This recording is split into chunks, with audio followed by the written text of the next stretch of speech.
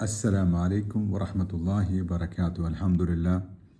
അൽഹംദുലില്ലാഹി റബ്ബിൽ ആലമീൻ. അസ്സലാത്തു വസ്സലാമു അലാ റസൂലില്ലാ. അൽഹംദുലില്ലാഹില്ലദീ ഹദാനാ ലിഹാദാ വമാ കുന്നാ ലിനഹ്തദിയ ലൗലാ അൻ ഹദാനല്ലാഹ്.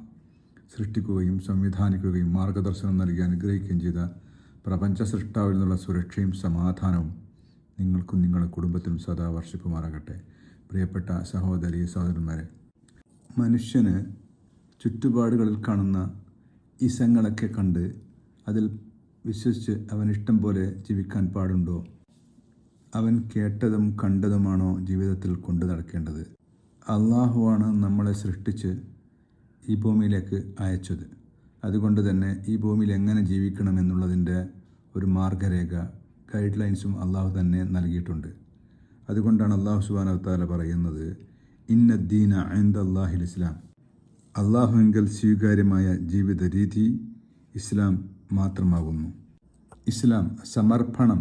അള്ളാഹുവിങ്കൽ സർവ്വതും സമർപ്പിച്ചായിരിക്കണം ജീവിക്കേണ്ടത്.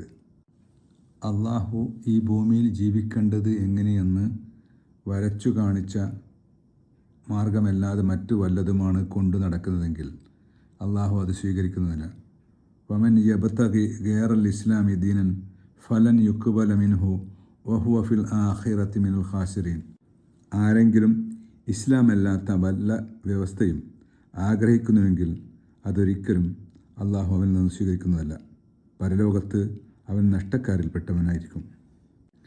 പ്രപഞ്ചനാഥനായ അള്ളാഹു റബ്ബുൽ ആലമീൻ നമ്മളെ ഈ ഭൂമിയിലേക്ക് നിശ്ചിത അവധി വരെ ജീവിക്കാൻ വേണ്ടി അള്ളാഹുവിൻ്റെ പ്രതിനിധിയായിക്കൊണ്ട് അയച്ചതാണ്.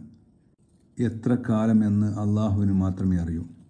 ഈ ഭൂമിയിലുള്ള ഓരോ മനുഷ്യനും പരലോകത്തേക്കുള്ള യാത്ര ചെയ്തുകൊണ്ടിരിക്കുകയാണ്.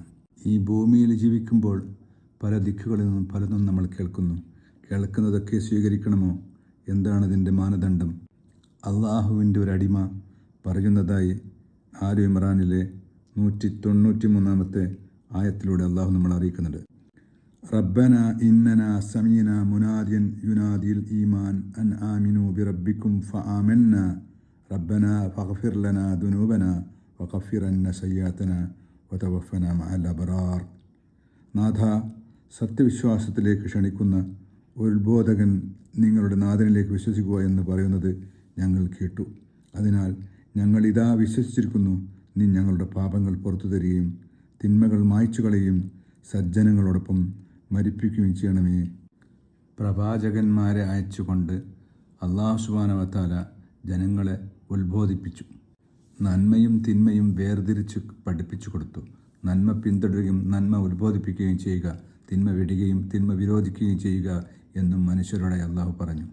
എല്ലാ വെള്ളിയാഴ്ചകളിലും ജുമാ കുത്തുബ നടക്കുമ്പോൾ ഈ ഒരു ആയത്ത് പാരായണം ചെയ്തുകൊണ്ടാണ് കുത്തുബയുടെ അവസാനം ഉണ്ടാവാറ്.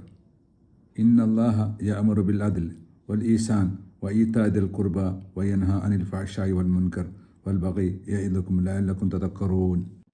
തീർച്ചയായും അള്ളാഹു കൽപ്പിക്കുന്നത് നീതി പാലിക്കുവാനും നന്മ ചെയ്യുവാനും കുടുംബ ബന്ധമുള്ളവർക്ക് സഹായം നൽകുവാനുമാണ്. വിലക്കുന്നതാകട്ടെ നീചവൃത്തിയിൽ നിന്നും ദുരാചാരത്തിൽ നിന്നും അതിക്രമത്തിൽ നിന്നുമാണ്. നിങ്ങൾ കാര്യങ്ങൾ ചിന്തിച്ചു മനസ്സിലാക്കുവാൻ വേണ്ടി നിങ്ങൾക്കിതാ ഉപദേശം നൽകുന്നു.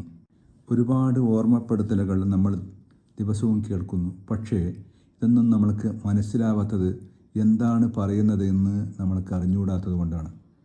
അല്ലാഹു സുബ്ഹാനഹു വ തആല നിരന്തരം പറഞ്ഞുകൊണ്ടിരിക്കുന്ന ഒരു കാര്യമാണ്, ഫദക്കിർ ഇന്ന ദിക്റ തൻഫഉൽ മുഅ്മിനീൻ.